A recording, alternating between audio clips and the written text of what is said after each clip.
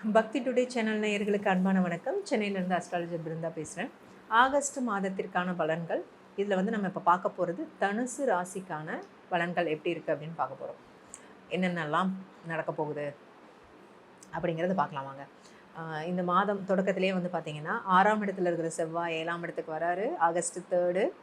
7ஆம் இடத்துல இருக்கிற புதன் ஆகஸ்ட் 6 8ஆம் வீட்டுக்கு போகிறாரு. 8ஆம் வீட்டில் சூரியன் குரு ஆல்ரெடி இருக்காங்க. இந்த சூரியன் வந்து பார்த்திங்கன்னா ஆகஸ்ட் 18ஆம் தேதி 8லேருந்து 9ஆம் இடத்துக்கு போய் ஆட்சி பலத்தை அடைகிறாரு. ஓகேங்களா. ஆகஸ்ட் 23 புதன் 8லேருந்து 9ஆம் இடத்துக்கு பயிற்சி ஆகிறாரு. 9ஆம் இடத்துல கேது இருக்காங்க. 9ஆம் இடத்துல இருக்கிற சுக்கிரன் ஆகஸ்ட் 4 கன்னியில் போய் நீச்சமாகிறாரு. சனி வக்ரகதியில் இருக்கிறாரு. ராசிக்கு 4ஆம் இடத்துல, ராசிக்கு 3ஆம் இடத்துல ராகு இருக்காரு. ஸோ இது இந்த கிரகங்களோட பயிற்சியில் என்ன மாதிரி விஷயங்கள் நடக்க போகுது அப்படின்னு பார்த்தோம்னா, ராசி அதிபதி 8ஆம் இடத்துல உச்சம். ஸோ பொதுவாகவே குரு வந்து 6, 8, 12 மறையிறது அவ்வளோ சிறப்பான விஷயம் இல்லை. இவர் ராசி அதிபதி போய் 8 மறையிறதுங்கிறது வந்து அந்த அளவுக்கு வேல்யூ வந்து கொஞ்சம் குறைவு தான். ஆனால் 2ஆம் இடத்தை பார்க்குறாரு இல்லைங்களா. அப்போ வாக்கு, குடும்பம், தனஸ்தானம் இதெல்லாம் நல்லாயிருக்கு. ஸோ நீங்கள் குடும்பத்தோடு அதிகமாக டைம் ஸ்பெண்ட் பண்ணுறது, குடும்பத்துக்கு முக்கியத்துவம் கொடுக்கறது, இதெல்லாம் நீங்கள் பண்ணும்போது அதில் வந்து ஒரு உயர்ந்த நிலையை உங்களால் அடைய முடியும். 7ஆம் இடத்துக்கு செவ்வாய் வராரு. ஸோ கட்டாயம் திருமணம், நட்பு, காதல், நம்மளுடைய இணை, ஓகேங்களா, அவங்கக்கிட்ட ரொம்ப விட்டு கொடுத்தும் ரொம்ப பொறுமையாகவும் போகிறது நல்லது. நல்லா புரிஞ்சுக்கோங்க, சரிங்களா. ஸோ ஏன்னா 7ல் செவ்வாய் அப்படிங்கிறது பார்த்திங்கன்னா நம்மளோட திருமண உறவில் வந்து கொஞ்சம் கசப்புகளையும் கோபத்தையும் ஈகோவையும் தட்டி எழுப்பக்கூடிய இடம். ஓகேங்களா. 7ஆம் இடத்துல செவ்வாய் இருக்கிறனால திருமண உறவில் கட்டாயம் விட்டு கொடுத்து போங்க. அதே மாதிரி தொழில் முறையில் பார்ட்னராக இருக்காங்க இல்லைங்களா, அவங்கக்கிட்ட வந்து தேவையில்லாத வாக்குவாதங்கள் ஈடுபட வேணாம். கொஞ்சம் பொறுமையாக கவனமாக இருங்க. 8ல் புதன் இருக்கிறது நன்மையான அமைப்பு தான். பொதுவாகவே 8ஆம் இடத்துல புதன் இருக்கும்போது பொருளாதார டெவலப்மெண்ட் நல்லாயிருக்கும், சிறப்பாக இருக்கும். பட் 8ல் சூரியன் குரு, 8ல் போய் சூரியன் உட்கார்றாரு அப்படிங்கிற டைமில் வந்து பார்த்திங்கன்னா அப்பா வகையில் நம்மளுக்கு தேவையில்லாத திடீர் செலவுகள் ஏற்படுற மாதிரி இருக்கும். அதில் கொஞ்சம் கவனமாக இருந்துக்கோங்க. புது விஷயங்கள் எதுவும் முயற்சி பண்ண வேண்டாம். பொறுமையாக கரெக்டாக டைம் பார்த்து நீங்கள் பண்ணுறது நல்லது. ஓகேங்களா. ராசிக்கு 9ஆம் இடத்துல கேது. ஸோ கட்டாயம் வந்துட்டு உங்களுடைய இஷ்ட தெய்வ வழிபாடு நிச்சயமாக பண்ணிட்டு வாங்க. விநாயகர் வழிபாடு உறுதியாக பண்ணிட்டு வாங்க. உயர்கல்வி இதெல்லாமே நல்லாயிருக்கும், அதெல்லாம் பிரச்சனை இல்லை. பட் இப்போ இந்த ஸ்கூல் படிக்கிறாங்க இல்லைங்களா, பேசிக் இது, அவங்க வந்து படிப்பில் கொஞ்சம் கவனம், அக்கறை அதிகமாக செலுத்தணும் கண்டிப்பாக. ராசிக்கு 10ல் சுக்கிரன். ஸோ 10ஆம் இடத்தை செவ்வாயும் சனியும் சேர்ந்து பார்க்குறாங்க. ஸோ தொழில் பண்ணுறவங்க மிக மிக மிக மிக மிக கவனத்தோடு இருங்க. ஓகேங்களா. பணத்தை இன்வெஸ்ட் பண்ணுறது இதிலெல்லாம் ரொம்ப ஜாக்கிரதையாக இருங்க. புது விஷயங்கள் இப்போ அப்ளை பண்ண வேண்டாம். இருக்கிற விஷயத்தை கரெக்டாக எடுத்துகிட்டு போங்க. நீங்கள் முக்கியமாக உங்களுடைய நேரடி கண்காணிப்புக்குள்ளார உங்கள் வேலைகள் இருக்கிறது நல்லது. இன்னொருத்தவங்களை நம்பி நான் கொடுத்தேன், நீ தான் பொறுப்பு, தயவுசெய்து அந்த மாதிரி இருந்து பிரச்சனை வந்து கைமீறி போகிற மாதிரிலாம் வச்சுக்காதீங்க. ஸோ உங்களோட ஒர்க் என்னங்கிறத பார்த்து நீங்கள் வந்து செயல்படுறது ரொம்ப நல்லது, சரிங்களா. அது கண்டிப்பாக ஃபாலோ பண்ணிவிட்டு வாங்க. ராசிக்கு 3ல் ராகுங்கிறது எதிர்பாராதவங்களோட உதவி கிடைக்கிறது, எடுக்கிற முயற்சிகள் பலிதமாகிறது, போட்டி பந்தயங்களில் வெற்றி அடையிறது, இதெல்லாம் ரொம்ப சிறப்பான விஷயம்தான். சிறுதூர பயணங்கள் மூலமாக லாபம் கிடைக்கிறது, இதெல்லாமே நல்லா இருக்குது. ஆனால் ராசிக்கு 4ஆம் இடத்துல சனி வக்ரகதியில் அம்மா வகையில் ஹெல்த் பார்த்துக்கோங்க. வண்டி, வாகனம், வீடு, இப்போ நம்ம எப்படியுமே 4ஆம் இடத்துல பாவகிரகங்கள் இருக்கும்போது இது சார்ந்த விஷயங்கள் வந்து பிரச்சனைக்குள்ளாகும்.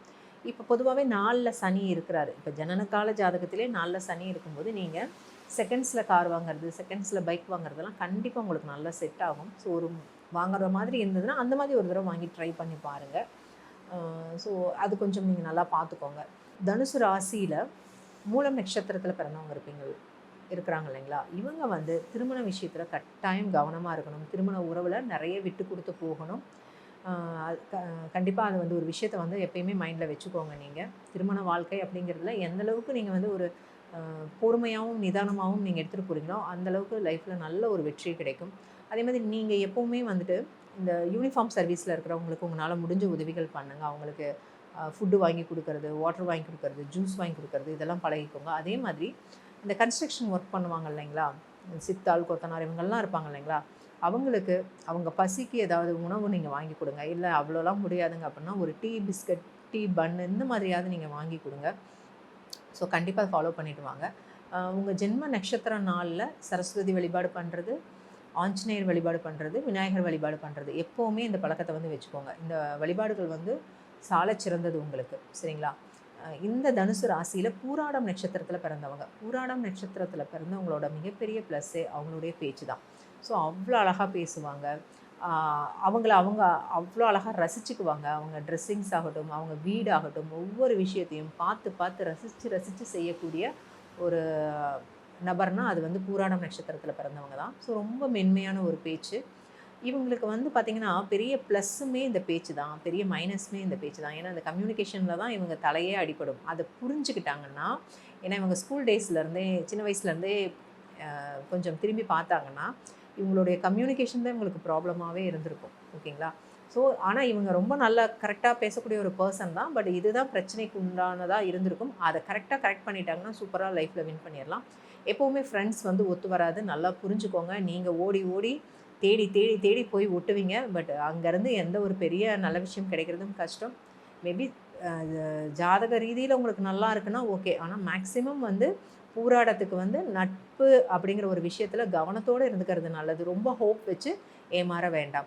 இதுலேயே வந்து உத்திராடம் நட்சத்திரத்தில் பிறந்தவங்க இருக்கிறதுலே பயங்கர ஹானஸ்ட் அப்படின்னா உத்திராடம் தனுசு ராசி தாங்க. அந்தளவுக்கு ஒரு ஹானஸ்டான பர்சன்.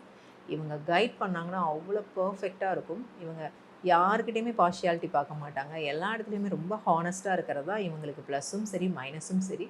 திருமண வாழ்க்கையிலுமே இதுவே தான் பிரச்சனையாக மாறுது. ஸோ தயவுசெய்து உத்திராட நட்சத்திரத்தில் பிறந்தவங்க ரொம்ப கரெக்டு.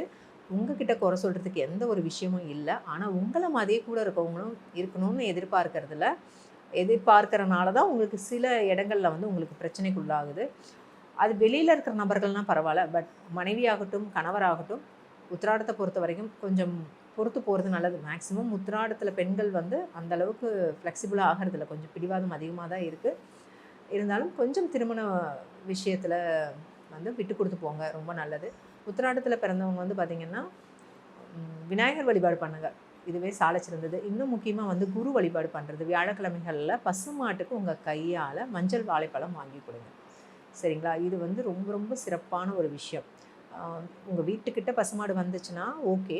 இல்லைங்க அந்த மாதிரிலாம் பசுமாடு என் கண்ணுக்கு தென்படலை அப்படின்னா கோவில்களில் வந்து பார்த்திங்கன்னா கோசாலை இருக்கும் இல்லைங்களா, அங்கே போயிட்டு வியாழக்கிழமையில் உங்கள் கையால் மஞ்சள் வாழைப்பழம் வாங்கி கொடுத்துட்டு வாங்க. ஸோ இந்த மாதிரி கொடுக்கறது வந்து பார்த்திங்கன்னா உங்களுக்கு குழந்தைகள் சம்மந்தப்பட்ட விஷயத்தில் நல்ல ஒரு வளர்ச்சியை வந்து கொடுக்கும். கண்டிப்பாக வந்து இதை ஃபாலோ பண்ணிவிட்டு வாங்க. ஓவரால் தனுசு ராசிக்கு ரொம்ப நல்லாவே இருக்குது. என்ன ஒரு விஷயம், எல்லாத்துலேயும் ஒரு கூடுதல் கவனம் செலுத்திக்கிறது நல்லது. தொழில் விஷயத்தில் முக்கியமாக கவனம், திருமண வாழ்க்கையில் கவனம், இது ரெண்டுலேயும் ரொம்ப கவனமாக இருந்துக்கோங்க. மற்றபடி வந்துட்டு நல்லா இருக்குது.